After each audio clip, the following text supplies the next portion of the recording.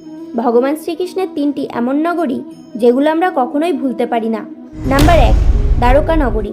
বন্ধুরা, আজ ওই দ্বারকা নগরী সমুদ্রের নিচে অবস্থান করছে।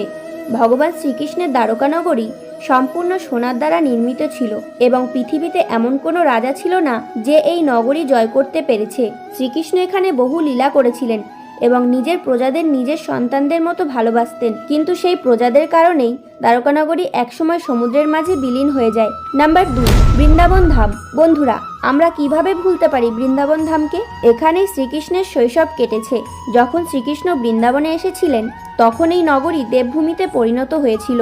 বৃন্দাবনেই তিনি দামোদর লীলা, গোবর্ধন লীলা, রাসলীলা এবং রাধার সঙ্গে বিবাহ করেছিলেন। এখানে রয়েছে নিধিবন, যেখানে আজও বলা হয় রাধাকৃষ্ণ রাতের বেলায় রাসলীলা করেন। শ্রীকৃষ্ণের অনেক বন্ধু ছিলেন যাদের তিনি নিজেই সবসময় স্মরণ করতেন। বৃন্দাবনের কথা মনে করে শ্রীকৃষ্ণও অনেকবার কেঁদে ফেলেছিলেন। নাম্বার 3, মথুরা। মথুরাতেই ভগবান শ্রীকৃষ্ণ দেবকী ও বাসুদেবের পুত্র হিসেবে আবির্ভূত হয়েছিলেন।